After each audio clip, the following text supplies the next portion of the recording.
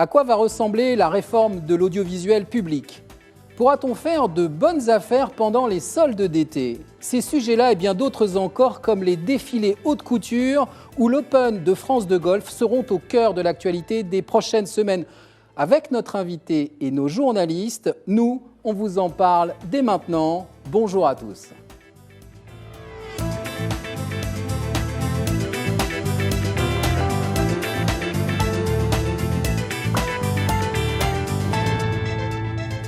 Bonjour Charlotte, bonjour Franz-Olivier Gisbert. Bonjour. Bonjour Franz-Olivier Gisbert, bonjour Fred, bonjour à tous. Merci de nous suivre en direct sur Figaro Live. On vous en parle dès maintenant, c'est votre rendez-vous d'anticipation diffusé chaque jeudi à 15h10. N'hésitez pas à poser vos questions à notre invité aujourd'hui, Franz-Olivier Gisbert.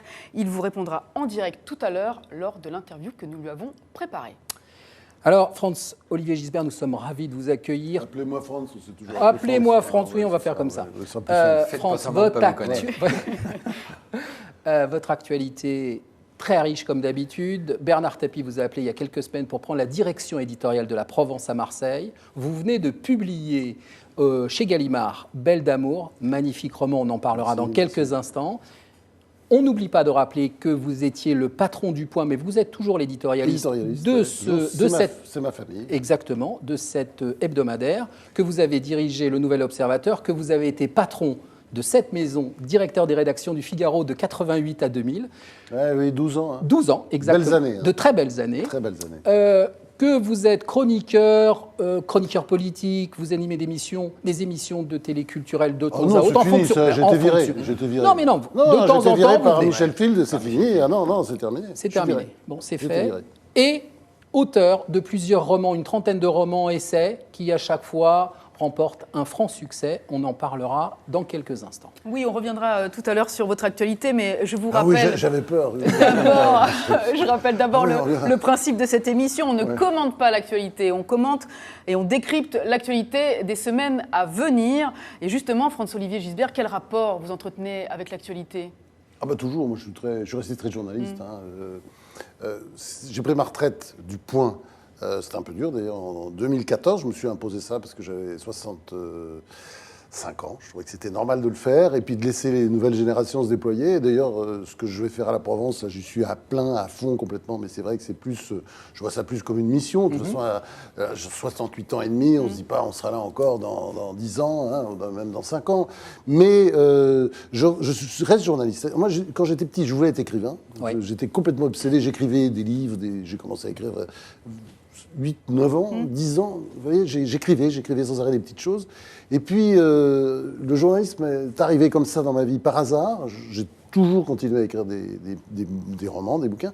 Mais c'est vrai que je suis journaliste parce que je suis très curieux. J'achète les journaux, par exemple. Ça, c'est pour que les kiosques vivent. Vous voyez ce que je veux dire ? Ah non, mais je les ai sur tablette. Absolument. J'adore lire sur tablette. Mais je veux que les kiosques continuent à vivre. J'adore farfouiller chez les libraires, notamment. Enfin, voilà, chez les libraires. Enfin, vous savez, là où il y a les journaux, les bouquins en même temps, etc., des grands kiosques. Je passe ma vie là-dedans. Voilà. Bah, très bien. Donc, je suis au courant de tout. Vous pouvez m'interroger sur l'actualité. Ça on ne va pas se gêner. Vous permettez quand même, je vous appelle Franz ou Fogg, c'est plus facile.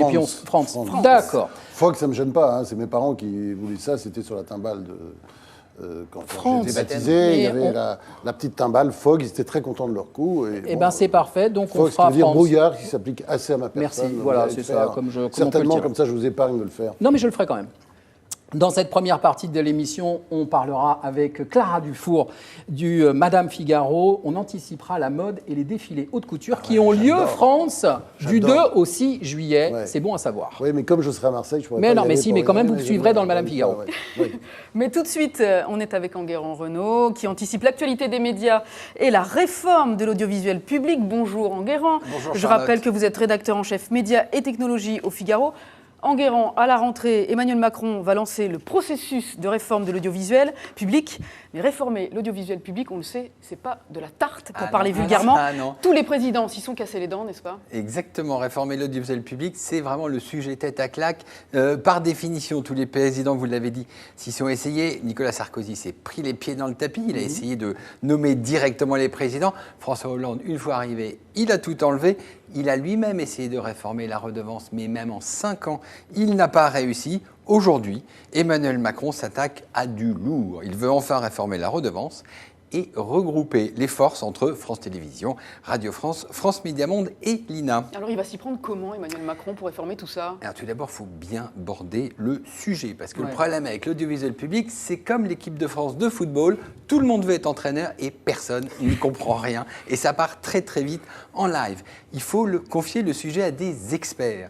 Alors au ministère de la Culture, il y a Marc Schwartz, qui est le numéro 2 du ministère, qui connaît très très bien le sujet, puisqu'il a été directeur financier de France Télévisions. Au moins, lui, il sait de quoi il parle. À l'Assemblée nationale, il faut tenir tous les jeunes députés qui arrivent. Il y en a 577, la moitié ne savent même pas pourquoi ils sont là, dirais-je. Et donc, il y a beaucoup de novices. Et il faut quelqu'un qui sache tenir. Donc, on parle de Franck Riester, qui est député LR, macro-compatible, et il pourrait être l'homme de la situation et porter le projet. C'est quoi le plan de marche, Enguerrand?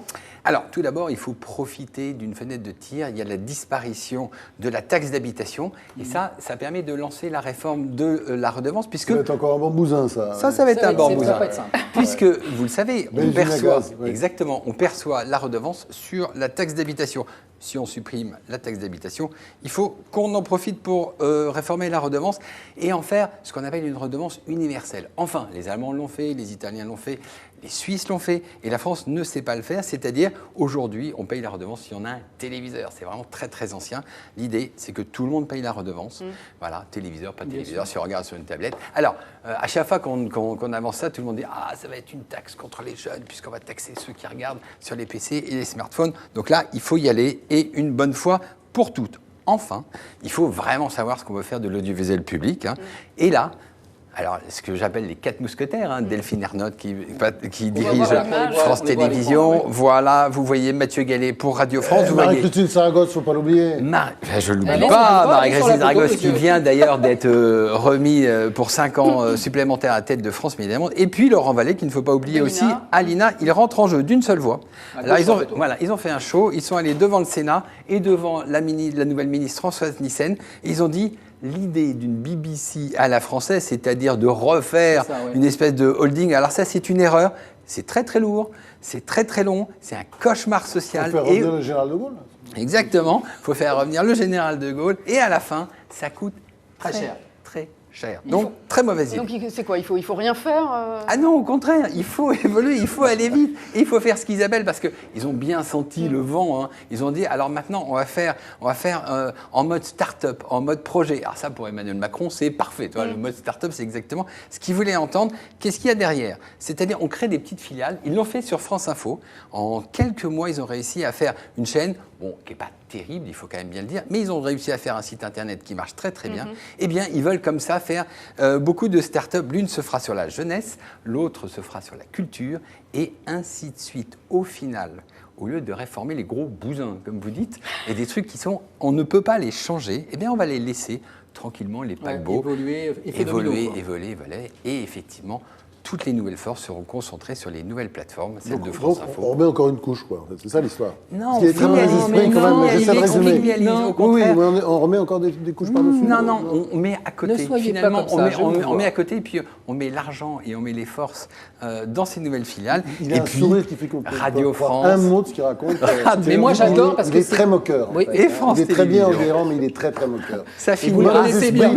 Ça finira mal. C'est le mauvais esprit comme ça en Non, permanence. il faut parier, il faut quand même une fois Il faut croire en l'avenir. Exactement, qu'on arrive à réformer et que le meilleur gagne. Merci Enguerrand. On vous retrouve évidemment dans les pages saumon du Figaro, sur lefigaro.fr. Franz, justement, vous, le patron de presse, l'animateur d'émissions littéraires, réalisateur, producteur, qu'est-ce que ça vous inspire justement, cette stratégie de la réforme de l'audiovisuel public ? Je pense qu'il faut le réformer, mais c'est vrai que l'idée de rajouter toujours des couches m'angoisse. C'est-à-dire, c'est très bien les petites start-up, mais on part d'autre chose. Et là, c'est vrai qu'on arrive à créer un espèce d'ours de plus en plus compliqué, incompréhensible. Ça va faire les délices Enguerrand. C'est intéressant, qu'il va s'amuser de plus en plus avec des articles de plus en plus ironiques et insolents. Brillant. Et brillant d'ailleurs, par ailleurs. Mais je pense qu'effectivement, l'avenir de la télé aujourd'hui, c'est la petite télé. C'est la petite télé web, la web télé, comme ici d'ailleurs. Petite télé, c'est pas une petite télé, monsieur. Non, c'est combien ici? C'est une très belle télé. Combien de téléspectateurs? Beaucoup, ça commence Beaucoup, bien. le Figaro Ouais, Live, Figaro Live, ça s'appelle Figaro Live. J'aimerais bien que vous le je sais. disiez d'ailleurs. J'aime bien être au Figaro Live. De toute façon, j'adore ici. Je trouvais au Figaro, j'avais tous les souvenirs qui C'est vrai, revenaient, toutes c'est ces vrai, c'est personnes vrai, et on est merveilleuses ravis de vous que avoir, j'ai Franck. rencontrées. J'ai embrassé je sais pas Voilà. combien de personnes Eh sur le ben, chemin on est avant ravis. d'arriver ici. Attendez. On continue, parce qu'on n'a C'est pas une 7 belle- heures d'émission. Belle période de ma vie. Oui. Nous sommes toujours en direct. Merci de nous suivre évidemment sur Facebook Live et sur Figaro Live. Franz-Olivier Gisbert répondra. Appelle-moi Franz. Franz répondra à vos questions dans quelques minutes pendant Figaro, tout le monde l'interview m'appelle qu'on lui a réservée. Mais tout de suite, on va passer à la mode. Eh oui, exactement. On va accueillir Clara Tufour. Bonjour Clara. Bonjour, Clara. Pour la première fois dans cette émission, on est ravis de vous avoir. Oui, C'est le parce baptême. qu'on la lisait beaucoup, mais on n'avait jamais vu ça. Exactement. Eh bien, Ouais, la bah, voilà. la voilà. La voilà, elle est là. Rayonnant. Rayonnant. Vous êtes rédactrice en chef adjointe mode, magazine et célébrité au Madame Figaro. Alors, du 2 au 6 juillet vont avoir lieu les défilés haute couture à Paris. Une vingtaine de maisons vont présenter leur collection automne-hiver. Des shows à la hollywoodienne extraordinaire. En quoi cet événement est si important? Alors, c'est un des événements les plus prestigieux dans la mode. Il faut savoir que dans l'industrie de la mode, vous avez le prêt-à-porter qui est accessible. C'est les vêtements que nous tous, là, on peut à peu près s'offrir sans risquer la banqueroute. Et puis, il y a le Graal. Donc ça, c'est la haute couture. Et là, on est dans le... Et là, c'est pas pour Là, nous. c'est pour Là, c'est- Parce que Bon, là, on c'est- est dans le luxe moyens. absolu, l'excellence, la créativité pure. Ce qui est intéressant de savoir, c'est que c'est une spécificité française. Ça n'existe qu'en France. C'est un statut vraiment qui n'existe que là. C'est pour ça qu'on appelle Paris la capitale de la mode. On vient du monde entier pour voir et faire défiler la haute couture. Donc, c'est un petit cercle fermé de maisons. Ils sont une vingtaine environ. 15 maisons françaises dont on peut être assez fier. Il y a des noms qu'on connaît par cœur. Christian Dior, Chanel, Jean-Paul Gaultier, Maison Margiela. Je ne vais pas tous vous les faire. Saint-Laurent, quand même. Non, Mais ils non ne plus. défilent pas Ils en ne haute défilent couture, plus. ceux-là. Ils sont Non, là, non, ils voilà. C'est pour ça, écoutez, messieurs, Et voilà. écoutez, c'est là on anticipe l'actualité, monsieur Gisbert. Ah ouais, Eh ben oui, c'est Saint-Laurent comme ne ça. défile plus. Attention. Clara, est-ce que n'importe qui peut se lancer dans la haute Eh couture? bien, justement, non, parce qu'il faut déjà être parrainé, passer par une commission. En fait, c'est un label comme une AOC qui répond à des critères très, très précis. Je vous donne juste 2 exemples parce qu'en fait, c'est les plus marquants. Il faut déjà pouvoir tout faire main dans des ateliers avec au moins une vingtaine d'artisans et garantir du sur-mesure pour les clientes. D'accord. Donc, c'est vraiment très précis. Et D'accord. c'est pour ça qu'ils ne sont pas nombreux, d'ailleurs. Et vous qui avez l'habitude de voir sous ces défilés, à quoi vont ressembler ceux-là qui vont commencer du 2 au 6 juillet? Est-ce qu'on a une idée? Est-ce que vous pourriez nous donner? J'adorerais vous dévoiler tous ces secrets-là, sauf que ces secrets défense. À ce point-là? Ah oui, aucune maison ne veut divulguer ce qui va se passer. Pourquoi? Parce qu'ils veulent ménager un peu le suspense, créer la surprise, créer une émotion le jour J.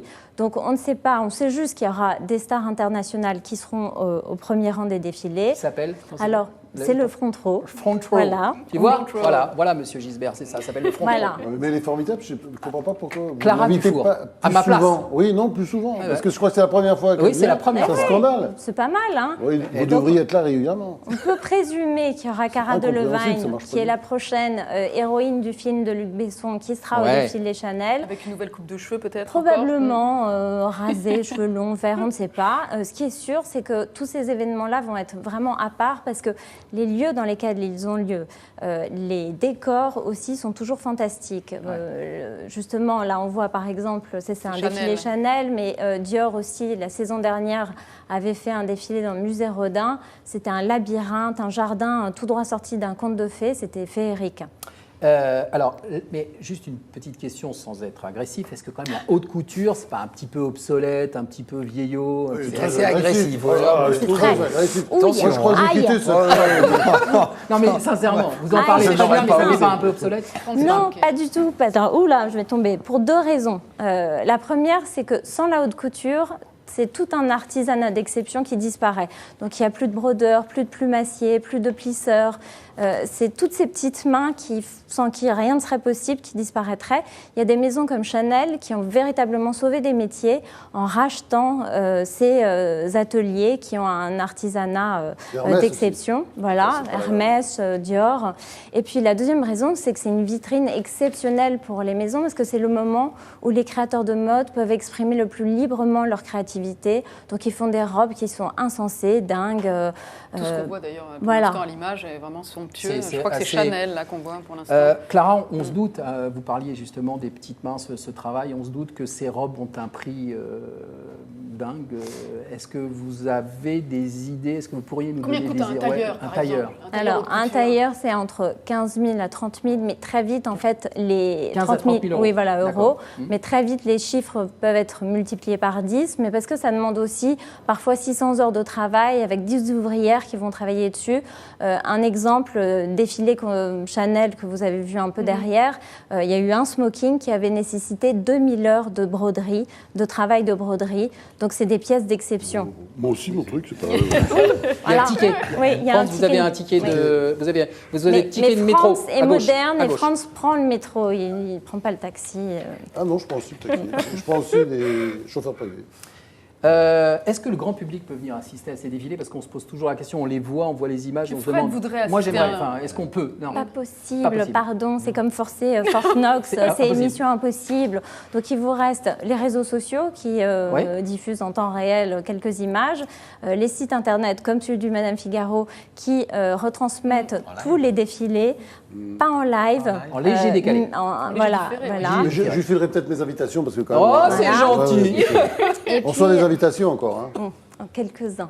C'est justement trier sur le volet. France y a le droit, mais pas tout le monde. Parce que j'aime beaucoup la mode. Très difficile. Et puis nous, on fait des Facebook Live, notamment on sera mercredi dans les coulisses du défilé Elisab pour permettre aux internautes de découvrir tout ça.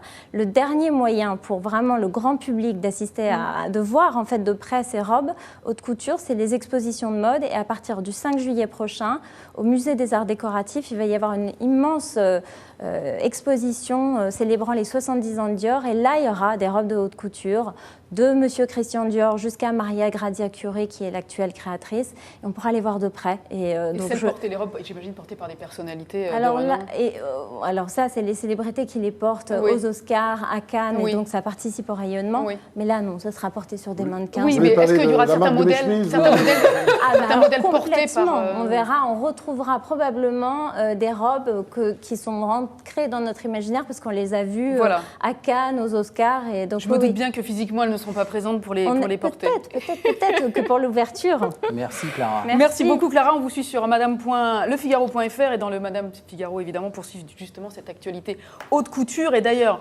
voici la cover du spécial Green que vous dédiez ce week-end dans le Madame Figaro. On va l'offrir à France, bien sûr. Il vient de sortir et comme on sait que vous aimez beaucoup la nature, très beau numéro. Évidemment, Clara, vous avez participé à la confection de ce numéro, Green Génération. Très belle interview exclusive de Al Gore.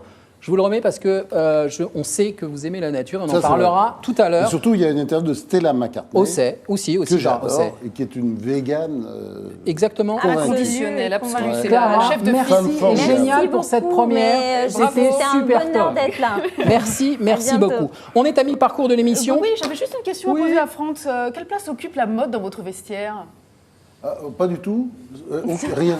J'ai aucune marque, rien. Enfin, c'est plutôt des chemises Arrow américaines, vous voyez, ce genre de trucs. Des chemises un peu des trucs Saint-Laurent, mais je crois que je dois avoir aucun truc. Oui, j'ai des complets Balenciaga. Quand même. Oui, un ou deux, mais qui commencent à être quand même très usés maintenant. Collector, voilà, c'est ça. ça. C'est plutôt des collectors, oui. Non, pas du tout. Non, je les ai achetés, je les ai achetés il y a très longtemps, simplement. Vous savez. Tout le monde ne sait pas offrir des costumes. Non, vraiment, franchement, ils n'ont jamais été offerts. C'est des trucs que j'ai achetés à l'époque. Et c'est vrai que pour moi, ça ne m'intéresse pas. En même temps, j'adore la mode. C'est-à-dire, j'ai toujours été passionné par les défilés Saint-Laurent. Je me souviens, à la grande époque, c'était hallucinant. J'étais là, tout tremblant. Et ça m'a encore il y a quelques années, j'y allais régulièrement, et même tout récemment. Ouais. J'aime bien les grands défilés. Et puis, je m'intéresse à la mode. Je lis les pages mode des journaux, ça m'intéresse. Je trouve que c'est quelque chose, c'est un art pour moi. Donc, vraiment, je suis passionné par ça. En même temps, c'est vrai que l'idée de s'acheter, comme certains copains que je... Ah oui, non, j'ai un petit truc quand même, je reconnais. La cravate Hermès, de temps en temps, je fais une folie et je m'achète une petite cravate Hermès. Mais enfin, bon, après, pour la... comment dire Un peu de pâte après. Non, mais ça coûte cher, ça coûte cher. Hein. Mais c'était c'est la petite touche. Oui, c'est la petite touche, mais c'est vrai, de temps en temps. On est à mi-parcours de l'émission, les amis. Merci Enguerrand-Renaud. Merci Clara. Merci. À la rentrée pour anticiper l'actu. On vous laisse effectivement repartir et on vous retrouve à la rentrée. Au revoir, au revoir. Bon, il n'y a plus d'Enguerrand, donc plus de mauvais esprit. Non, donc plus de mauvais esprit. Franz, tout va bien jusqu'ici? Vous vous sentez bien? Tout se déroule comme vous le souhaitez? Non, ça va à peu près. Passez un bon moment? Non, je prendrais... Non, ça va. Eh bien, maintenant, on va parler de vous. Essentiellement de vous, et pour cela, je laisse Fred j'attendais ce moment vous tirer le avec une portrait avec impatience. ces jeux de mots. J'attendais Alors, avec une voilà. impatience ce moment béni. Franz Olivier Gisbert, qui êtes-vous? Quand on m'a dit tu vas faire le portrait de Franz, j'ai dit chouette, je vais pouvoir m'amuser avec cet oiseau rare, ce drôle d'oiseau. Puis je me suis rappelé que vous étiez végétarien et je ne voulais pas vous mettre de mauvais poils. Et pourtant j'en avais des jeux de mots avec plumes et pas que des cucus, vous imaginez. Alors comment tirer le portrait de cet homme aussi divers fût-ce en été? Très compliqué. Philosophe? Non. Vous êtes passager clandestin. Et en même temps, vous êtes du genre gai savoir. Que l'on ne s'y trompe pas, France, c'est pas le Ganitch à sa mémère. C'est très raffiné, son truc. C'est un dog, le Fogg. Peut-être certaines vannes doivent passer au-dessus de la tête des gens. Il pas mal, aime mordre, il attaque les mollets avec des beaux mots. Et les politiques, il les taque et retoque. Franz Olivier Gisbert, qui êtes-vous? Vous êtes un homme de lettres, qui se conjugue par tous les temps. Nyctalope ou en plein brouillard, le Fogg a le paf dans le pif. Né au vent, vous humez vos contemporains, mais pas trop. Vous racontez les hommes et la nature des hommes. Romans ou essais, chroniques, les voyelles et les consommes valsent toujours le long des strophes claires. Franz Olivier Gisbert, du Charles Trenet. Vous êtes un stabilosophe. Vous surlignez la vie, nos vies, des vies à l'envie. Alors, Franz Olivier Gisbert, qui êtes-vous? On va le savoir avec Charlotte. On va le savoir avec Charlotte. On va essayer. En tout cas, Franz, merci d'être notre invité. Merci beaucoup, effectivement. Merci de m'avoir invité. Alors, Franz, ne soyez pas étonné par la forme que prendra cette interview. Vous savez, les internautes qui nous regardent actuellement s'intéressent à vous. Alors, on va les laisser vous approcher. Pendant l'interview, Fred vous posera les questions des internautes. À la volée. Bah oui. Et ben voilà, bien entendu. c'est ça. C'est le principe de l'émission. Alors, on va faire quelque chose simple, très simple. C'est qu'on va vous poser beaucoup de questions. Vous essayez de nous faire des réponses assez courtes pour qu'on puisse... beaucoup de mal. Hein. Bah, je sais, c'est justement c'est pour ça que j'ai un stabilo, que j'ai d'autres stylos et je peux vous les jeter dessus, monsieur. Non, j'ai énormément de digressions, et c'est comme ça, mais faites pas de digression, on y va. On est parti. Franz, quand vous jetez un coup d'œil par-dessus votre épaule, en arrière, sur vos 50 ans de parcours, qui voyez-vous? Plein de gens, un monde fou, parce que je sais que je dois beaucoup à plein de grands professionnels. Je ne vais pas citer tous les noms, il y en a tellement. Je pense, sur le plan littéraire, je dois énormément à quelqu'un qui s'appelle Julien Green. Oui. Et je pense souvent à lui, dans la journée, à tout moment. Mais évidemment, je ne vais pas vous parler de mes parents, mais je pense beaucoup à mes parents. Comme vous savez, avec la vie qui passe, c'est très étonnant de voir qu'on pense de plus en plus à ses parents. Plus la mort nous a éloignés, ça fait quand même très longtemps qu'ils sont morts les deux.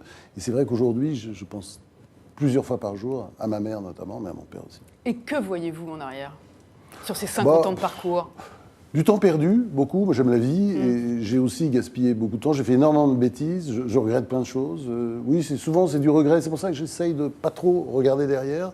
Parce que si je commence à regarder derrière, je commence à avoir des regrets et même pire que ça, beaucoup de remords. Notamment sur ma vie privée, sur toutes ces choses. Donc je vais plutôt de l'avant. Moi, je suis quelqu'un qui aime la vie, qui la dévore, et puis qui tient l'assiette, vous savez, j'ai toujours peur qu'on me l'enlève. Il y a encore des trucs à prendre. Hein, oui. Mais là, vous en avez, ouais. Alors, vous noterez que volontairement, je n'ai pas prononcer le mot de carrière, car comme vous dites, vous vous êtes toujours laissé mener, sans aucun objectif particulier. Mais qu'est-ce qui aujourd'hui... Quand un jeune vient me voir en me disant comment Oui. on fait pour avoir une belle vie de journaliste, surtout ne pas faire carrière. Je pense que c'est ça la vraie réponse, la bonne réponse. On est cerné toujours par des gens qui font carrière et qui s'emmerdent et qui ne savent pas où ils vont, etc.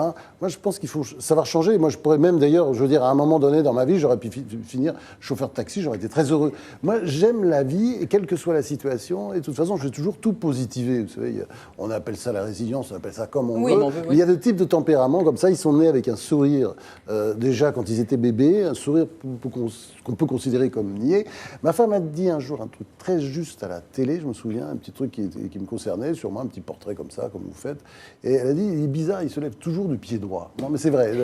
Et même, moi, j'ai toutes les catastrophes, les emmerdes, tout ce que vous voulez, tous les emmerdes de la vie, je vais quand même me lever toujours du pied droit. Même si parfois, évidemment, les journées peuvent être dures pour une raison ou une autre, les deuils, les maladies. Vous n'avez pas eu de plan de carrière, Frantz, mais qu'est-ce qui fait qu'aujourd'hui, de votre parcours, on puisse dire que c'est un modèle de réussite? Je ne dirais pas ça, parce que la réussite, c'est pas ça. Moi, c'est vrai que je me suis bien amusé. J'ai toujours essayé de faire en sorte que les journaux où j'étais se portent mieux après. Hein. C'est-à-dire le travail que j'ai aujourd'hui à la Provence. Je rêve d'installer un truc pour des... Alors, je suis un peu mégalo, vous voyez ce que je veux dire? Il y a quelque chose de juste. Quand Jean-Daniel a dit un jour une phrase sur moi, je crois que ça me résume assez bien. Je présume toujours de mes forces. Mais sinon, ça ne vaut pas la peine, vous voyez? Donc, je pense que je vais y arriver, même quand c'est très compliqué. Bon, la Provence, c'est pas compliqué, parce qu'il y a une équipe tutonnaire, les gens y croient, c'est merveilleux d'être dans un journal comme ça. Mais je pense toujours que ça va être beaucoup plus facile que ça l'est en réalité. Je te coupe une question d'internaute. Quel animal de compagnie, alors c'est vraiment quel animal de compagnie vous verriez pour Emmanuel Macron? C'est Louise Anne qui pose cette question. C'est quand même, on passe du coq à l'âne, si je puis me permettre. Ah oui, moi je verrais plutôt un chien. Un chien? Un chien, oui. Tu verrais quoi? Enfin, vous verriez quoi plutôt Non, on peut se tutoyer. De toute façon, on se tutoie dans la vie. C'est toujours très compliqué, depuis très longtemps. Ouais. On se connaît depuis 1989, monsieur. Oui, ça fait très longtemps. Alors, quel animal? Moi, je dirais un petit chien. Un petit chien. Un petit chien. Jack Russell, non, tu sais. Ouais, ce genre-là. C'est un peu énervant, les Jack Russell. Ouais, mais alors Jack Russell, c'est très intelligent. Je repasse la main à Charlotte. Un animal, ok, on va pas y passer 2 jours. Merci. Aujourd'hui, Frantz, est-ce que vous savez répondre à la question qu'allez-vous faire plus tard? Ah non, parce que je vais vous dire un truc, je ne me suis jamais posé la question. Justement, je ne fais pas carrière, je ne sais pas ce que je vais faire, je ne sais pas de quoi la vie est faite, je ne sais pas ce qui va me tomber dessus. Quelle opportunité, quel bonheur, ou quel malheur, ou quelle tristesse, ou quelle maladie. On pourrait considérer que le temps tourne plus vite aujourd'hui? Avec l'âge. Oui, c'est ça. Il va beaucoup plus vite pour moi que pour vous, je vous signale. C'est atroce aujourd'hui, vous savez bien. C'est pour cette raison que je vous pose cette question. À partir d'un certain âge de la vie, vous voyez des copains que vous n'avez pas vus depuis... parfois 5 ans, 6 ans, et vous avez l'impression que c'était il y a 2-3 jours. Donc c'est atroce, ce sentiment est assez atroce. Et puis voilà, on sent Restons du pied droit, restons positifs. Non, mais attendez, je suis positif, parce que ça, il faut regarder les choses. Bien sûr, non, mais tu fais un constat. Et puis moi, je suis tellement heureux de vivre, d'être là encore, de savourer chaque goutte. Vous savez, la grande philosophie, c'est quand même la meilleure, c'est quand même celle d'Épicure, ou de Nietzsche. Épicure, qui est là en train de regarder, qui a la maladie de la pierre, qui souffre 1000 morts, et qui dit qu'est-ce que c'est beau ce paysage, la Méditerranée, avec une petite mouche devant. Hein. Bon, bah voilà, il disait ça. Et puis Nietzsche, avec son espèce de herpès génital géant, un truc atroce, la syphilis, qui chantait, qui célébrait la vie, vous voyez, le petit élan vital de l'herbe là, qui monte vers le soleil. C'est magnifique tout ça. Donc, faut vivre ça pleinement. Voilà, moi, je suis pas très pleurnicheur. Une autre question d'un internaute de Pourtant, j'aurais des raisons. De Saline, qui nous pose cette question. Devrait-on tous être véganes? Moi, je suis pour le choix, évidemment. Mais je pense qu'à un moment donné, si on réfléchit à la planète, déjà, ce qu'on lui fait subir, vous savez très bien que ça ne pourra pas continuer comme ça. Si on pense aux animaux eux-mêmes, si on essaie de réfléchir au sens de la vie, si on est un petit peu panthéiste, si on se dit comme moi que Dieu c'est peut-être un peu tout, c'est vous, moi, c'est aussi les animaux. Je pense que c'est très difficile. Je ne comprends pas qu'on mange de la viande comme ça, ces gens qui bouffent de la viande à longueur de journée. Je ne comprends pas. Je vous le dis, France, sur Internet, j'aime beaucoup ce monsieur, très intelligent, beaucoup d'humour, très bon écrivain. C'est Christiane qui dit ça. Je l'adore, Catherine. Merci Christiane, merci Catherine. On continue avec Charlotte. Le temps tourne. De certaines personnalités, on dit qu'elles n'ont peur de rien. Est-ce que cela peut s'appliquer à vous? Oui, encore, parce que je reviens, je ne fais pas carrière. Donc je m'en fous, c'est-à-dire s'il y a une catastrophe, mais j'étais comme ça déjà jeune. Frédéric Picard, qui est d'ailleurs encore plus jeune que moi, m'a connu jeune. Et c'est vrai que j'ai toujours pris le maximum de risques. On fait un métier où quand on l'exerce sans risque, on le fait mal. Je pense que les journaux, ça consiste à aller le plus loin possible, à chaque fois, d'aller dans l'information le plus loin possible, en prenant des risques dingues, évidemment en vérifiant toutes les informations, bien sûr. vérifiant tout systématiquement, bien sûr. Mais aujourd'hui, vous ne pouvez pas nous confier que oui, certaines fois, vous avez eu peur et qu'aujourd'hui encore, professionnellement, il y a des choses qui vous font peur. Non, mais j'ai eu tort, bien sûr. J'essaie toujours d'être raisonnable, de ne pas aller trop loin, de garder, d'avoir des barrières. Et puis de temps en temps, voilà, vous faites un... Et là, puis vous regrettez après. Et vous regrettez encore aujourd'hui, bien entendu, parce que de temps en temps, évidemment, je suis allé trop vite, oui. Mais pas si souvent que ça, parce que je suis quand même assez prudent, mais quand même parfois. France, le temps tourne et tout ce que tu dis, vous dites est passionnant, mais Maurice nous pose la question, plus de groupes verts à l'Assemblée, est-ce que ça va manquer? Ah non, pas du tout. Ah non, c'était des petits...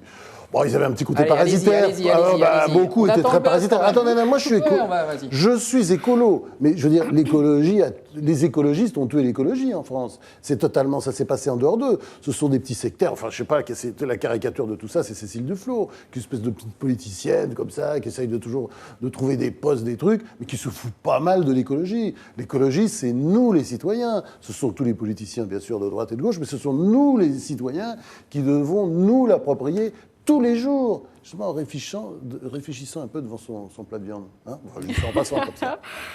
Franz, le métier de journaliste, vous le savez mieux que nous presque, a beaucoup changé. En tout cas, le modèle économique dans lequel les journalistes évoluent aujourd'hui. Mais fondamentalement, Franz Olivier Gisbert, la recette d'un bon papier n'est-elle pas toujours la même qu'à vos débuts? Oui, vous savez, moi, j'ai commencé dans la presse très simplement. Je suis arrivé avec un papier, j'avais 17-18 ans. Paris-Normandie? À Paris-Normandie, un rédacteur en chef qui s'appelait Yvan Hecht, qui m'a dit « Mais Coco, c'est de la merde ton truc, mais c'est épouvantable, on ne peut pas passer ça. Voilà ce que c'est un papier. » Le truc est très très simple. Tu déroules une seule idée, une seule idée. Tu commences avec une phrase choc et tu mets de temps en temps des petites histoires. Moi, j'appelle ça des hameçons aujourd'hui pour essayer de retenir l'attention du lecteur. Et après, tu termines aussi par une formule choc parce que les lecteurs souvent commencent par la fin. Voilà, c'est ça un article. Et quand vous respectez ces règles-là, vous faites des articles que tout le monde lit, c'est-à-dire évidemment, il faut être pointu, il faut aller vite, il faut aller à l'os, etc. Parce que moi, je considère, j'ai souvent dit, je m'excuse Frédéric Picard de me répéter, mais j'ai souvent dit, c'est un miracle que les lecteurs nous lisent. Et d'abord, moi, c'est mon maître, le lecteur. Toujours, toujours. Je considère mon maître, je ne comprends pas ces journalistes qui suivent des politiciens, qui suivent machin. J'en ai rien à foutre. Moi, c'est le lecteur. Je veux qu'il soit content. Je veux qu'il soit fier de lire le journal. Vous voyez, le journal dans lequel je travaille. Donc, j'ai cette espèce de passion de faire partager des informations, des passions aussi, à travers les articles. Justement, puisque vous parlez de l'information, l'info n'est-elle pas de moins en moins libre, demande Brito sur Internet, sur Facebook? Non, parce que justement, ça va pas de soi, la liberté d'expression, la liberté d'information, ça va pas de soi. Donc, comme je dis toujours, c'est une bataille. Il faut se battre chaque jour, parce que sinon, de toute façon, il y aura toujours des pressions. L'idée qu'un jour, on pourra avoir des journaux où il n'y a pas de pression, mais c'est complètement stupide. Il y a beaucoup de gens qui pensent que c'est possible un jour. Mais non, il y aura toujours des pressions économiques, pressions politiques, enfin, pressions de toutes sortes. Oui, mais ça, on peut très bien résister aux pressions. On continue avec Charlotte. Quand on a préparé cette émission avec Frédéric Picard, on a pu constater votre enthousiasme, si ce n'est votre admiration pour parler des écrivains, des artistes, philosophes, journalistes, scientifiques également, que vous avez rencontrés, qui vous ont inspiré. Pensez-vous vous-même avoir été un modèle d'inspiration? Et est-ce qu'on vous l'a d'ailleurs déjà exprimé? Non, mais moi je me vois plus comme, vous avez tout à fait raison, c'est une sorte de passeur, quoi. C'est-à-dire, il y a des gens qui font des choses extraordinaires ou qui ont fait des découvertes extraordinaires, parce que c'est pas seulement les gens, parfois c'est ce qu'ils ont fait. Et ça, j'adore le raconter, le faire savoir. C'est la mission de notre métier. Et parfois, je suis stupéfait de voir qu'on l'oublie. Et vous le répétez souvent, ça. Oui, bien entendu. Et c'est ça qui fait le bonheur des journaux. C'est pas juste de dénoncer. Vous ne répondez pas à ma question. Je vous demande si vous-même vous pensez avoir été un modèle d'inspiration. Je crois pas, mais ce qui est vrai, c'est que j'aime aller en... Non, je crois pas. Mais c'est pas de la fausse modestie. Je réfléchis pas à ce sujet. Non, mais c'est pas de la fausse modestie. Je vous assure, je suis très sincère quand je réponds. D'une certaine manière, ça m'intéresse pas. Mais ceux qui me connaissent le savent. J'avance, je regarde pas derrière. Et d'ailleurs, souvent, comme je disais tout à l'heure au début de l'émission, il vaut mieux pas. Mais j'avance. J'aime trop la vie pour me pencher sur justement. On continue. Oui, on continue. Non, mais il me coupe. Non, mais oui. Mais il a raison. Mais oui, parce que je vous connais bien. quand je faisais l'émission avec David Pujadas, des paroles et des actes, et quand je partais un petit peu comme ça en vrille, ou je faisais une digression, il faisait... Et je pilais sec parce que je suis très obéissant comme garçon. Alors on continue parce qu'on a encore pas mal de questions. Quel compliment vous pensez mériter aujourd'hui? Alors il y a un truc, ce qui est vrai, c'est que je travaille comme un chien. Toujours travailler comme un chien, surtout. Vous voyez, par exemple, ce roman, là, j'ai refait 3 fois. Non, mais c'est dingue, il faut être dingue pour faire ça. 3 fois Belle d'amour, j'ai remis le truc à 0, etc. Donc je travaille. Les articles, c'est pareil. Si l'article me plaît pas, je vais recommencer. Je vais couper beaucoup, parce que je suis quelqu'un qui écrit parfois un peu long, et je coupe. Donc, ouais, je suis un travailleur, et je suis libre aussi. Ça, c'est vrai que je crois qu'on ne peut pas m'enlever ça. Moi, quand je pense à un truc, je le dis, et quand j'ai une information forte, même si elle gêne beaucoup de gens, y compris des gens que j'aime bien, je la balance. Si je suis sûr qu'elle est vérifiée, bien entendu. Mais je la balance, je ne me pose même pas la question. Je fais comme ça, je fais comme pour David Pijada, je fais comme ça, il faut arrêter. Fais comme ça. Je fais comme ça, et là, tu t'arrêtes. Franz-Olivier Gisbert, à peine arrivé au Figaro, vous vivez un événement extraordinaire, c'est la chute du mur de Berlin en novembre 89, un moment historique et émouvant. Je crois que dans votre cas, ça a été particulièrement émouvant. C'est juste incroyable, parce que j'arrivais mal à lire ce que j'écrivais, parce que je pleurais. Ouais. Et c'est-à-dire, je pleurais, et je veux dire, jusqu'au sanglot. Vous voyez, c'était... Vous écriviez votre édito. Oui, c'était l'édito, j'ai fait l'édito, j'ai eu la chance, justement, de faire l'édito ce jour-là. C'est une journée historique, mais ça, c'est le journalisme. Et puis, je me souviens, j'étais là, et au départ, puis je voyais, on voyait les images à côté. Puis on ne savait pas, est-ce que c'est vrai, est-ce que non, et c'était tellement beau, la joie des gens, on avait l'impression. Et puis, on se racontait déjà l'histoire, on la connaissait derrière. Alors c'est vrai, j'ai choqué beaucoup de gens à l'époque, parce que je voyais tout de suite la réunification allemande. J'ai écrit dans ce premier édito, il y a beaucoup de gens qui pensaient que ce n'était pas possible. Et puis, surtout, je voyais derrière, évidemment, la libération de tous ces gens. Je connaissais très bien les pays de l'Est, j'allais en Russie, je voyais le malheur dans le regard des gens. Je ne veux pas dire qu'il n'y a pas de malheur social, évidemment, en Occident, évidemment, il y en a beaucoup. Mais c'était un malheur absolument général sur un fond de mensonge absolu. Et donc, j'étais heureux pour eux, bien entendu, et je pleurais, mais je pleurais de joie. Hein. On va parler un petit peu de vos romans, Franz. Oui, parce que c'est important. Vous avez écrit une vingtaine de romans. Ah, je ne savais pas autant. Si, une vingtaine. Ben, on a compté. Hein, on a compté. Duquel êtes-vous le plus fier ? Ah non, aucun, je ne peux pas dire. Mais si, non, parce que les livres, j'ai toujours, c'est des enfants qu'on ne reconnaît pas. Parce que quand on était écrivain comme moi-même, et je remarque que c'est la même chose pour les amis proches qui sont écrivains eux-mêmes. Tiens, Elie Wiesel en parlait volontiers, Julien Green, Le Clésio aussi. Tous ces gens-là vont pas... Tous ces gens que j'aimais, que je connais, Norman Mailer aussi, c'est le livre qu'on aime, c'est toujours celui qu'on est en train d'écrire. Parce que vous savez quoi ? Enfin, moi, pour ma part, j'écris des chefs-d'œuvre. Et après, je publie des bouses. C'est-à-dire qu'une fois qu'on l'a fini, on dit merde, non, c'est pas ça. Allez hop, et on passe au suivant. Allez, vous voyez ce que je veux dire ? Et bon, je caricature ma pensée. Belle d'amour, et les amis que je citais, ce sont pas, je ne pense pas qu'ils pensaient tout à fait la même chose. Mais c'est vrai que moi, j'ai une sorte, enfin, peut-être plus que d'autres auteurs, je rejette le livre que j'ai fini. C'est à ce moment-là qu'on fait la promo, qu'on dit, et puis qu'on écoute les gens qui vous disent c'est un très bon livre. Mais c'est pas grave, parce qu'au fond, je crois que c'est la vocation de tous les artistes. Quand on a fini un truc, eh ben, on passe au suivant et on se passionne tellement. Et c'est tellement de boulot d'écrire un roman. C'est tellement fou comme expérience. Surtout qu'on a l'impression de vivre là-bas, de vivre, au Moyen-Âge, dans les croisades. Je suis là-dedans. Quand le téléphone sonne, j'ai l'impression de tomber d'un immeuble de 50 étages. Qu'est-ce qui arrive ? Où suis-je ? Etc. Donc il y a ça, c'est sûr. On écrit avec une telle passion que on ne peut qu'aimer. Et puis après, il y a le côté, vous savez, on appelle ça le baby blues. Oui. Dès qu'il est parti, on vous a arraché quelque chose, on est un peu malheureux. Moi, quand je fais comme ça, si Pujadas fait comme ça et que vous vous arrêtez, quand je fais la même grimace, vous arrêtez aussi. Non, parce que c'était pas une grimace. Parce que Pujadas, c'est beaucoup plus élégant que ça. Ah, bravo, merci. Merci. Non, Pujadas faisait comme ça. Voilà, ben moi je te fais comme ça. Vous fermez les yeux d'ailleurs. Je vous fais comme ça parce que Charlotte a d'autres questions passionnantes. Une question concernant votre enthousiasme en parlant de l'écriture. Votre vocation première, c'était d'être écrivain. Vous êtes devenu journaliste aussi en parallèle. Pourquoi vous n'avez... Par hasard, mais pourquoi vous n'avez pas laissé tomber le journalisme à partir du moment où vos livres ont connu du succès, que vous avez rencontré votre public et que votre public était là derrière vous ? Ça, c'est une question dégueulasse. Elle est dégueulasse parce qu'elle est très profonde et c'est vrai que j'ai hésité un peu et au fond, je m'en suis toujours un peu voulu. C'est-à-dire, à un moment donné, c'est vrai que les bouquins, franchement, ça marchait tellement bien, les romans, parce que les livres politiques, il y a toujours un moment où ça s'arrête, mais les romans. Et pourquoi ? je vais vous dire, c'est la vérité, c'est que le journalisme est une sorte de drogue, je ne peux pas m'en passer. C'est-à-dire, moi j'adore écrire des romans, je suis romancier dans l'âme, il n'y a pas de problème, je suis traduit dans plein de langues, La cuisinière d'Himmler, je ne sais pas, c'est 24 traductions, et les plus grands écrivains français, ils peuvent toujours se rhabiller, certains d'entre eux, j'ai vraiment des bouquins, et puis avec des succès dans certains pays, vous voyez. Bon, mais à l'arrivée, c'est en cela que je suis quand même un écrivain qui n'est pas tout à fait comme les autres, je le reconnais, c'est que il y a un grand événement, je suis tout excité.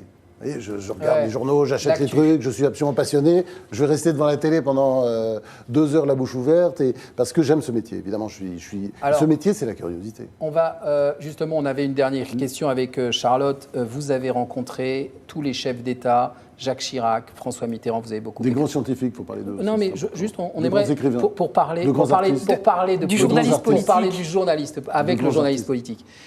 Jacques Chirac, François Mitterrand, Nicolas Sarkozy, François Hollande. Très rapidement, un adjectif pour chacun d'eux. Et in fine, Emmanuel Macron, vous le connaissez, vous l'avez rencontré. Et justement, un adjectif aussi. Et on verra si dans le temps, ça s'avère être exact ou pas. Voilà, ce sera notre dernière question. Monsieur Franz-Olivier Gisbert. Je fais juste Macron, je mets pas Non, les autres, s'il vous plaît. Alors, Macron... Alors, on commence par Macron, ok. Macron, gionesque. Gionesque. Oui, parce que en interviewant, j'ai compris qu'il il était très proche de Giono. Et Giono, c'est une philosophie proche de la mienne, c'est comme ça qu'il m'a eu. Lui, je devais savoir d'ailleurs, j'étais un fou de Giono. Parce que Giono, c'est une conception du monde, panthéisme, etc. Vous voyez ce que je veux dire? Et il connaît cet auteur par cœur, donc il y a quelque chose de vrai. Quand il en parle, il le connaît par cœur, on voit qu'il l'a bien lu et qu'il le connaît bien. Après, Hollande, c'est l'autodérision. D'accord. Autodérision. On remonte dans le temps. Nicolas Sarkozy. Nicolas Sarkozy, premier degré, ça ne peut pas le faire. C'est une caïd de banlieue. Jacques Chirac, secret, comme c'est pas permis. C'est une énorme muraille. Et en même temps, beaucoup d'autodérision aussi. En cela, il y a vraiment... c'est Hollande et son fils, ou je sais pas, il est le père de Hollande, mais il y avait une grande ressemblance entre les deux. Et François Mitterrand, au-dessus. C'est-à-dire c'est quelqu'un qui est au-dessus ou loin, parce qu'il mettait toujours à la distance avec les événements, avec les gens, je crois que c'était ça. Beaucoup moins secret, contrairement à ce qu'on dit. Moi, j'ai fait 1000 pages sur Mitterrand, 1000 pages sur Chirac. Beaucoup moins secret que Chirac. Mais Chirac, c'est juste incroyable. Faut y aller avec un pic à glace parce qu'il se protège. Vous voyez, c'est François Giroud qui a vu cette phrase très juste sur Chirac, absolument géniale. C'est le seul mec qui lit un livre de poésie en se cachant derrière la couverture d'un lui. Vous voyez, parce qu'il essaye toujours. Voilà, on a découvert tardivement qu'il avait une culture folle, qu'il connaissait tout. Pas seulement une culture archéologique, une culture sur les civilisations même. Donc voilà. Donc tous ces gens. Bon, alors attendez. Sur Sarkozy, je rajoute aussi hypermnésique, extraordinaire. Il lit un texte, il peut le réciter après. Je suis toujours fasciné par les gens comme ça qui peuvent vous lire des pages entières qui viennent juste de lire. Mais eh bien voilà, notre petite parenthèse, nous trois, est terminée. J'espère que vous avez passé un bon moment. Oh ouais, c'était sympa. Ça pouvait pas être mieux. Je reviens quand vous voulez. Eh ben, oui, mais alors là, on va attaquer la seconde partie de l'émission. La prochaine fois, je ne resterai pas 12 ans. Quand même. Non, 12 ans sans revenir. Oui, 12 ans. Oui, on attaque la deuxième partie, évidemment. Nous en rejoint avec nous autour de la table Laurent Louette, d'abord, qui va nous décrypter en détail l'Open de France de golf. On est avec vous dans quelques minutes. Mais tout de suite, on anticipe l'actualité économique avec Olivia de Troya de Remaux. Olivia, bonjour. Vous aussi, c'est la première fois que vous êtes sur ce plateau. On est ravis de vous accueillir. Vous êtes journaliste à la microéconomie au Figaro, spécialisée dans la grande distribution. Alors la semaine prochaine, appel à toutes les voitures, ce sont les soldes d'été. Les soldes d'été, alors oui, on parlait tout à l'heure de la haute couture, on va redescendre un petit peu sur terre, mais ces fameuses soldes d'été qui sont attendues alors, par toutes les fashionistas et les fashionistos, peut-être, je ne vous oublie pas. Et alors que la canicule vient de s'abattre sur la France, et le moment n'est pas malvenu pour faire des bonnes affaires. Alors un petit point calendrier, ça commence quand exactement? Où? Parce que c'est pas si simple que ça. Si, c'est très simple en fait. Le calendrier est quand même fixé très précisément, il est fixé par la loi, par les préfets. Alors ça commence le dernier vendredi 2 juin, c'est donc le 28 juin, et pour 6 semaines, donc jusqu'au 8 août, avec Une petite exception pour les Alpes-Maritimes et les Pyrénées-Orientales où il faudra attendre le 5 juillet et la Corse où le top départ sera donné le 12. Alors, puisque vous êtes une spécialiste, vous allez nous guider. Quelle est la différence entre les soldes, les promotions, le déstockage, les ventes privées? Oui, c'est pas ça. Ouais. On n'y comprend rien. On n'y comprend plus C'est rien. facile. Ah bah bravo. Prenez des facile. notes, monsieur Gisbert, prenez des notes. Non, mais c'est une très bonne question parce qu'on voit qu'il y a une grande confusion aujourd'hui autour de tous ces termes. Les consommateurs ne savent plus quel est le juste Vente prix des privée et choses. solde, c'est quand même pas la même chose. Alors, c'est pas tout à fait les choses. Enfin, on sait bien la différence. Non, moi non. Bah, c'est Mais privé, vente avec- privée. avec N'importe qui n'a pas le droit Alors d'y c'est aller. privé, exactement. Bah oui, Même si enfin, aujourd'hui, Vous êtes bien à la mode. ça n'a Oui. de privé que le nom aujourd'hui. Ah. On va y revenir. Alors les soldes, c'est assez simple. C'est 2 périodes de 6 semaines par an. C'est encadré strictement par la loi. C'est le seul moment où on peut vendre les invendus et les marchandises à perte. Deux conditions: que les produits étaient en vente pendant un mois, D'accord. déjà en vitrine, et surtout qu'on affiche le prix de référence, c'est-à-dire le prix qui était pratiqué Avant. avant les soldes. Alors la promotion, Oui, c'est ça. de son côté, ça vise plutôt à dynamiser les ventes. Hein. C'est pas pour déstocker des invendus. Alors là, le commerçant peut faire ça à n'importe quelle période de l'année. Une condition, c'est que les produits soient disponibles pour les consommateurs qui viennent les chercher en magasin, et puis les ventes privées. Alors c'est des ventes privées, du shopping privé, des avant-premières. Alors là, On est invité par mail, Oui, c'est ça, la différence. par SMS, C'est la ou alors différence c'est avec tous les soldes, on est SMS, pas invité par oui, mail. Oui, les SMS, oui, que c'est vous ça. recevez, et qui sont aussi des périodes de rabais, mais pour une cible privilégiée. Donc c'est des bons clients, des porteurs de cartes. Et là, c'est pour les grandes marques un moyen de déstocker sans trop abîmer Alors son image. revenons à cette année. Est-ce qu'on pourra faire de bonnes affaires? Oui, on pourra faire de bonnes affaires. Il suffit de regarder justement vos portables, les SMS, les mails. Alors dès le début, on aura du moins 30, du moins 50% dès la première semaine, parfois jusqu'à moins 60% si vous avez besoin de refaire votre déco de maison ou La vitrine. voilà, exactement. Et une question, c'est mieux d'aller avant ou en fin de solde? Parce qu'il y en a qui prétendent qu'en fin de solde, souvent, il Alors, y a, les deux il y a des premières meilleures semaines, affaires. Ouais. non, parce qu'il y a des meilleures affaires, mais il n'y a plus de plus choix. forcément ce que vous recherchez. Donc, Spécialiste. ouais. Non, c'est les deux Ça premières m'intéresse. semaines sont les plus importantes, et on voit qu'en fait les commerçants tapent très fort, très vite, pour redonner un peu d'attrait aux soldes qui en ont pas mal perdu ces dernières années. Et on aimerait savoir quand même, Olivia, comment ne pas se faire avoir dans toutes ces promotions, Ouais, soldes. c'est une bonne question, parce que la tentation est très grande pour les marques d'avoir des petits subterfuges pour éviter de trop éroder leur marge. La première chose, c'est très simple, vous faites un peu de repérage avant, c'est pas inutile de le répéter pour voir si le prix affiché après le 28 juin est bien celui qui était pratiqué avant. Deuxième chose, vérifiez que les promotions qui sont affichées, moins 15, moins 20, moins 30%, sont bien celles qui sont pratiquées. Si on vous vend à moins 40% sur un produit qui passe de 50 à 45 euros, il y a un problème.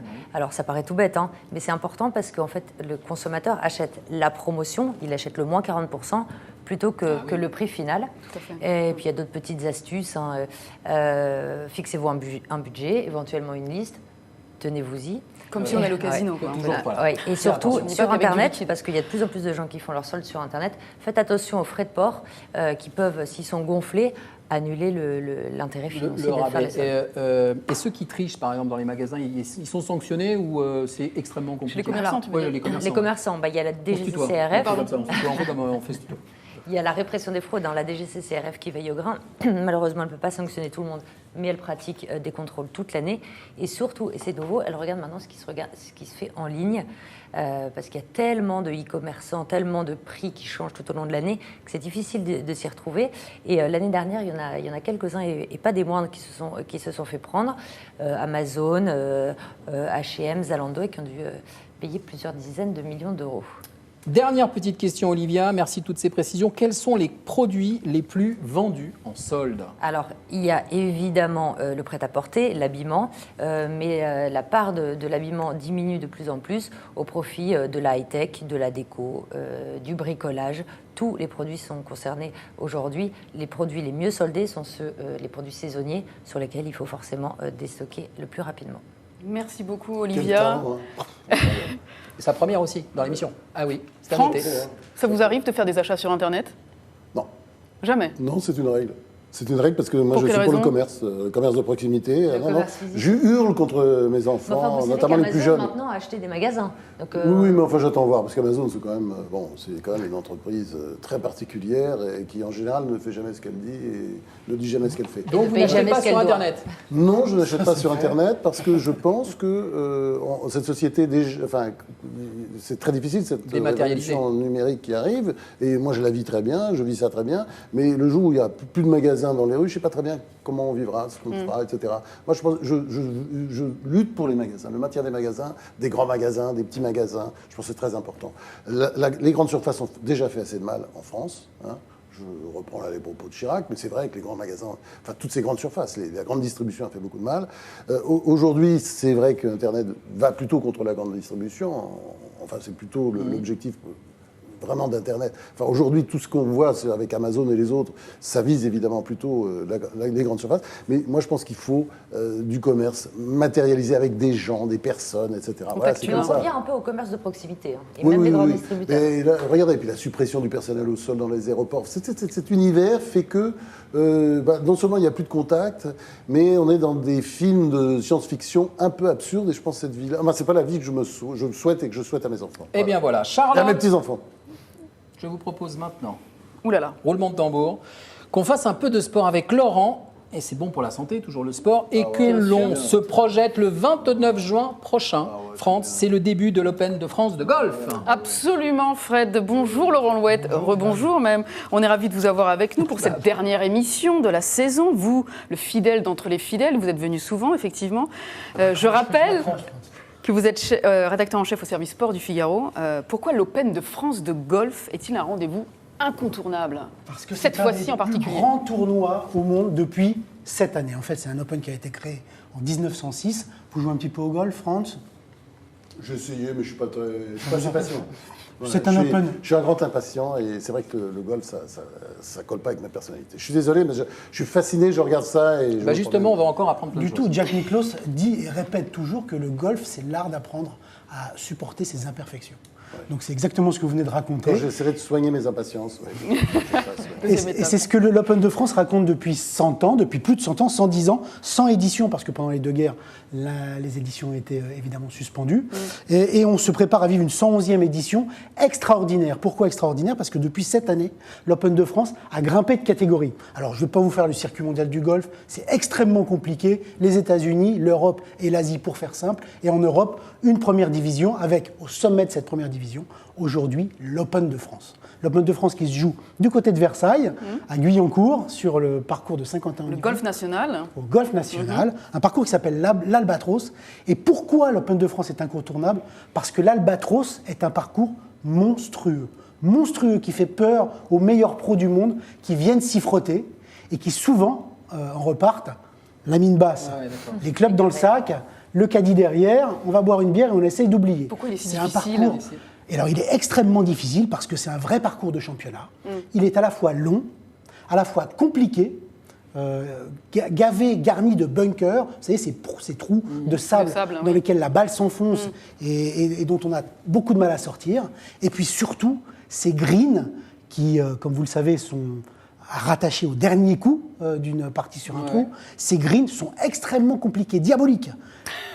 Ondulés, lorsque l'on essaye de lire une pente d'un côté, on la voit à l'envers de l'autre, enfin bref, C'est l'enfer. monstrueux ce parcours. Donc ça veut dire que d'ici le 29 juin, évidemment, dans les dîners en ville, on va parler de golf, comme on parlera forcément De garde-robe. de garde-robe. garde-robe. Et avec Charlotte, on s'est posé quand même un tas de questions. Sur le plan historique, Historique et technique, voilà. et sur des chiffres en particulier. Voilà. Par exemple, le diamètre des trous au golf, apparemment, est standard et d'une dimension extrêmement précise. Oui, 10,8 cm. Alors au XVe siècle, quand le golf est né du côté de Musselburgh, là-bas en Écosse, quand le golf est né, on n'a pas mesuré le trou, on n'a pas standardisé le trou. Il a fallu attendre la fin du 19e pour que les trous soient standardisés. Et ils ont été standardisés par un jardinier qui, un jour, a inventé la machine à carotter, la carotteuse. On appelle ça, comme ça, cette machine qui creuse le trou dans lequel les joueurs vont devoir glisser la balle. Et cette carotteuse, il l'a construite en arrachant un morceau de gouttière d'un toit, et puis en formant un trou avec 2 morceaux de gouttière rattachés l'un à l'autre, et en les plantant dans le... Et on est resté sur cette dimension. Et on est resté sur cette dimension qui est avec devenue Fred, standard. on se disait, on parle toujours de parcours de 18 trous. Pourquoi il n'y en a pas 24 Pourquoi c'est pas 10 Pourquoi 18 Pourquoi 18 Mais il y en a eu 24, Charlotte, à Saint-Andrews. À Saint-Andrews, qui est la Mecque du golf, le parcours de référence, le Old Course, l'endroit où se réunit le Royal et Ancien, ce board de vieux Britanniques, Écossais, Anglais, Irlandais, qui portent bien et qui décident des règles du golf. Ce board se réunit à Saint-Andrews, et Saint-Andrews a joué sur 24, 19, 18 trous, jusqu'à 18 trous, lorsque, à partir des 11 trous initiaux, les vieux messieurs ont décidé qu'il fallait rapprocher quelques-uns avec d'autres, et finalement en faire 9, que l'on jouait 2 fois, et qui ont abouti aux 18 trous actuels. Mais la vraie question, Laurent, c'est est-ce que vous l'avez fait, ce parcours diabolique? L'Albatros, j'ai essayé de le jouer, et pour être sincère, à chaque fois que je le joue, je repars comme les pros. Avec le caddie. Avec le caddie, la mine basse, et je vais boire une bière pour oublier. Ouais, super. Pourquoi, Laurent, il faut se mettre au golf? Parce que c'est quand même un sport qui aujourd'hui a encore la réputation d'être un sport haut de gamme, trop high level et inaccessible pour le commun des mortels comme nous le sommes. N'est-ce pas, Oui, Fred? c'est plutôt, je suis bien d'accord avec vous, Charlotte. J'ai pas tout compris, je yoyote de la touffe. Là, c'est le moment où je yoyote de la touffe. Vraiment, pour répondre à la question de Charlotte, d'abord, il ne faut plus avoir peur de pousser, vous savez, les grilles un peu imposantes de ces golfs, avec ces grandes allées et ce clubhouse impressionnant au bout de la haie d'arbres. Non, n'ayez plus peur de ça, les temps ont changé. Aujourd'hui, il y a beaucoup de petits parcours qui ont été créés en ville. La Fédération française de golf a développé ce qu'elle a appelé des parcours de proximité, qui sont très abordables, des petits 9 trous. Au lieu de jouer en 5 heures, on y joue en 2 heures. Quand vous dites abordable, c'est quoi le prix d'entrée? Et pour un prix entre 20 et 25 euros, ce qu'on appelle le green fee, qui est le droit de jeu, eh bien on peut passer sans aucun problème un bon moment au golf. Et puis, surtout, il faut se mettre au golf, parce que le golf, Franck tout à l'heure le laissait entendre, le golf, c'est plus qu'un jeu, c'est plus qu'un sport, c'est un art de vivre. Extrêmement déstressant, quoi. C'est ça, c'est tous les gens qui aiment le golf, et j'en ai partout autour de moi, et j'ai souvent envie. Alors sur les temps, moi j'ai une autre façon de faire du golf, vous voyez. Au lieu de faire du golf, je fais du jardinage pendant la journée, ou alors je vais tailler des arbres, et ça revient à peu près à la même chose. Oui. Je reviens apaisé, je crois que c'est ça aussi. Quand on va jouer au golf, on est plutôt en général dans de beaux endroits, des endroits protégés. Tout le monde n'a pas de chance d'avoir des champs d'olivier non plus. Hein. Ça, voilà, mais ça, vous avez cette chance-là. Moi, j'ai joué une fois avec vous, j'ai quand même l'élégance d'une tractopelle quand je joue au golf avec vous. Donc, j'irai jardiner plutôt avec France et je ferai le binage. Oui, voilà. Laurent, en conclusion, revenons à l'Open de France de golf, qu'est-ce qu'on peut en dire? Allez-y, c'est la semaine prochaine. Les températures en Ile-de-France vont baisser comme un peu partout en France. Beau, hein. Voilà, et vous allez passer. Chaque fois que je suis allé voir des compétitions, c'est vrai que c'est beau. C'est ça, je crois, la grande caractéristique. Vous allez passer un moment exquis. Vous allez pouvoir être au contact des joueurs, parce qu'au golf, les joueurs jouent à 1, 2, 3 mètres de vous lorsqu'ils sont sur les départs. Vous allez pouvoir discuter avec eux, échanger quelques mots avec eux, les observer, vraiment partager leur partie du 1er au 18 août si vous le souhaitez. Merci beaucoup, Laurent. Merci, Ça donne envie. Hein. Ça donne envie. Juste, j'invite quand même nos internautes à le suivre sur l'Open de France, bien sûr, sur lefigaro.fr, avec nos tout un 2 envoyés dispositif, spéciaux. bien sûr. Tout un dispositif. On sera en direct pendant 4 jours. Dès le 29. De l'Albatros, dès le 29 juin, jusqu'au 2 juillet, au dimanche 2. Et puis voilà, évidemment. Les articles dans le quotidien, évidemment. Les comptes rendus dans le quotidien. Et un supplément consacré entièrement à l'événement, je crois. C'est vrai, Charlotte. Le mercredi 28 juin. Cette Charlotte, c'est tout, c'est dingue, c'est une machine. Merci encore. Merci beaucoup, Laurent. Merci, Olivia. Notre émission touche à sa fin. Quel dommage. Eh bien oui, il faut s'y faire. Hein. Merci Franz Olivier Gisbert d'avoir été notre invité. Je rappelle le titre de votre livre, Belle d'amour, c'est édité chez Gallimard. Avec Tiffany. Tiffany, c'est magnifique. Et puis la confrontation entre l'islam et la chrétienté. C'est très beau livre. Moyen-Âge a beaucoup de résonance avec notre vie au quotidien, aujourd'hui en 2017. Oui, et puis les débats religieux aussi, ça continue. Tout à fait. Franz, avant que l'on ne se quitte, je vous offre les cadeaux. Des cadeaux. 1958 que vous connaissez, 1958, comment meurt une république par le Figaro, histoire disponible chez nos marchands de journaux et sur le figarostore.fr. 1958. Mais très beau. Vous allez beaucoup vous amuser. Une république. Je vous demande de vous arrêter. Je vous ai compris. Et puis France, voici également un morceau d'Italie, puisque vous aimez la nature, vous aimez voyager. Aussi. Le hors-série du Figaro, le magnifique Toscane éternelle. Oh là là. Eh bien oui, ça fait des ouvrages, ça aussi, c'est pour vous. Belle d'amour, on le garde parce que ça, c'est à nous. Eh Qu'est-ce bien qu'on dit voilà, encore Fred, Bah oui. merci encore de nous avoir suivis en direct aujourd'hui pour cette dernière émission de la saison. Merci à tous les journalistes chroniqueurs du Figaro qui ont participé à l'émission depuis sa création. Merci à Valérie Ancelin et ses équipes pour la réalisation de cette émission. Merci à Sandrine aussi. Merci à Sandrine et à toutes les maquilleuses qui se sont occupées de nous pendant ces quelques semaines. Merci à Ivar Couder pour ses petits mots dans nos oreilles. On se retrouve à la rentrée sur le Figaro.fr, Figaro Live. D'ici là, bonnes vacances à tous. France, merci. Plein de bonnes choses. À très bientôt. Merci d'être venu. À très vite. Hein. Ouais, à très vite. Dans 12 ans. On n'attend pas 12 ans. Bonnes vacances à tous. Bonnes vacances. Ciao.